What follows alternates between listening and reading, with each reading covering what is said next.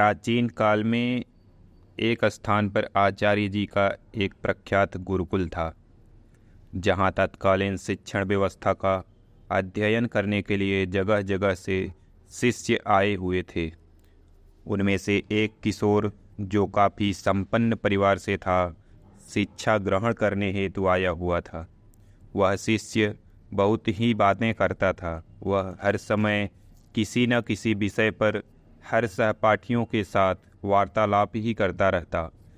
जब दान अर्जन हेतु पास के गांव में भ्रमण पर जाता तो हर घर से लगभग एक नई कहानी लेकर आता और आश्रम में अपने अन्य सहपाठियों को सुनाता रहता। आपस में ही एक दूसरे की सदैव बुराई करता एवं स्वयं की तारीफ करता रहता। सदा ही आचार्य जी के सामने स्वयं को बुद्धिमान एवं उत्तम साबित करने की कोशिश करता रहता था। वह स्वयं को अन्य शिष्यों से श्रेष्ठ मानता था।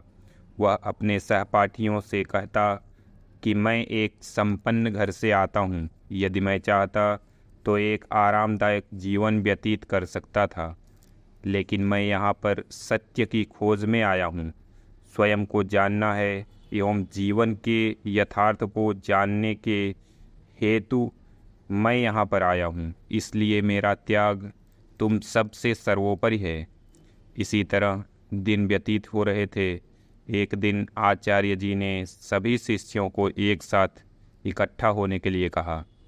शिष्यों के एकत्रित होने के बाद आचार्य जी ने कहा, सभी को अगले 1 माह के लिए एक संकल्प लेना है, जिससे किसी उद्देश्य के प्रति आप सबकी संकल्प शक्ति मजबूत होगी।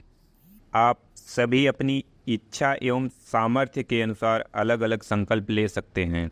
और हाँ, यदि किसी का भी संकल्प 1 माह से पूर्व टूट जाएगा तो वह अपनी पूर्व जीवन शैली में वापस आ जाएगा।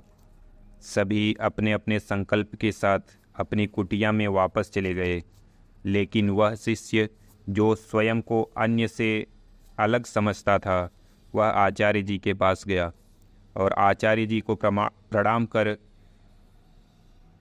बोला कि मैं स्वयं की ही भांति दृढ़ एवं बड़ा संकल्प लेना चाहता हूँ। कृपया आप ही मार्गदर्शन करें। यह सुनकर आचार्य जी ने प्रसन्न होते हुए प्रश्न किया, क्या तुम मेरे दिए गए संकल्प को पूरा कर पाओगे? शायद यह तुम्हारे लिए संभव नहीं होगा। तुम स्वयं ही एक संकल्प चुनो तो बेहतर रहेगा। शिष्य ने पुनः प्रार्थना की तो आचार्य जी ने कहा कि ठीक है, तुम्हें अगले 1 माह तक चुप रहना होगा। क्या तुम यह संकल्प पूरा कर पाओगे?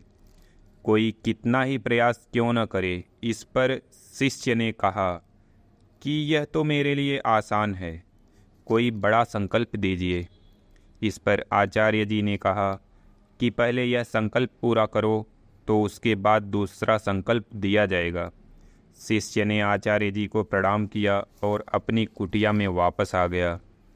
उसे चुप रहना बहुत आसान लग रहा था। कुछ दिन बीतने के बाद वह बेचैन सा रहने लगा, क्योंकि वह हमेशा पूर्व में बातें करने वाला व्यक्ति एकदम से चुप हो जाना, आसपास अन्य सहपाठियों द्वारा हो रही बातों का जवाब न दे पाना उसे अंदर ही अंदर परेशान करने लगा था। अगले कुछ दिनों में वह बीमार पड़ गया। वह बोलना तो चाहता था, लेकिन कृत संकल्पित होने की वजह से वह किसी से बात नहीं कर पा रहा था। व्यथित होकर वह आचार्य जी के पास गया और लिखकर बताया कि मैं बोलना तो चाहता हूँ, बिना बोले मन अधीर सा होता जा रहा है। अंतर व्यथित हूँ, क्या करूँ? संकल्प तोड़ना ही एक विकल्प बाकी रह गया है। यह पढ़कर आचार्य जी मुस्कुराते हुए बोले कि अधिकतर के साथ यही स्थिति रहती है, लेकिन जो व्यक्ति अपने संकल्प को पूरा कर पाता है, वही स्वयं की आंतरिक शक्ति पर ध्यान केंद्रित कर पाता है। यदि एक बार व्यक्ति की आंतरिक शक्ति मजबूत हो जाती है, तो वह व्यक्ति समझ एवं जागृति की तरफ अग्रसित हो पाता है। संकल्प ग्रहण करना एवं उससे अलग होना आप पर ही निर्भर करता है। आपके साथ संकल्प लिए अन्य सहपाठी अपनी अपनी पूर्व दिनचर्या में वापस आ चुके हैं। यदि आप द्वारा लिया गया संकल्प पूरा करना संभव नहीं हो पा रहा हो तो आप भी अपनी पुरानी दिनचर्या पर वापस लौट सकते हो, लेकिन यह संस्मरण रहे कि यदि आप इस संकल्प को नहीं पूरा कर पा रहे हैं तो जीवन में दृढ़ संकल्पों को पूरा करने में अक्षम पाएंगे। निर्णय आपको स्वयं ही लेना है। आचार्य जी की यह बात शिष्य के हृदय में बैठ गई। वह वापस आकर अपनी कुटिया में रहने लगा। काफ़ी दिन गुजरने के बाद, जब तक लगभग सभी सहपाठियों का संकल्प टूट चुका था, वह किशोर आज भी कृत संकल्पित था। पहले दिन से लेकर आगामी 20 दिनों तक वह किसी भी अन्य शिष्य से कोई बात नहीं किया था। यह देखकर सभी आश्चर्यचकित थे। अगले दिन वह पुनः आचार्य जी के सम्मुख उपस्थित हुआ। आचार्य जी के सामने पत्र के माध्यम से पूछा कि आचार्य जी, मैं चुप तो हूँ, लेकिन आंतरिक रूप से प्रश्नों से घिरा हुआ हूँ। क्या इस प्रकार से मेरा संकल्प अभी भी जारी है? इस पर आचार्य जी ने कहा, हाँ, आपका संकल्प तो जारी है, परंतु यदि आपके परिवेश में लोगों की आपसी बातचीत जारी रहेगी, आपके अंतर्मन में प्रश्न अवश्य उठते रहेंगे। अतः आपको एकांतवास के लिए प्रस्थान करना होगा। इसके बाद शिष्य ने आचार्य जी को प्रणाम कर वहाँ से जाने की अनुमति चाहिए और अगले दिन प्रातः वह उचित स्थान की तलाश में निकल पड़ा। काफ़ी समय गुजर जाने के बाद अंततः संकल्प का निहित समय भी पूरा हो जाता है, परंतु वह शिष्य लौटकर वापस आश्रम में नहीं आया। अन्य सहपाठियों को डर सताने लगा कि कहीं वह जंगल में हिंसक पशुओं की भेंट तो नहीं चढ़ गया। उसे खोजने की भी कोशिश की जाती रही।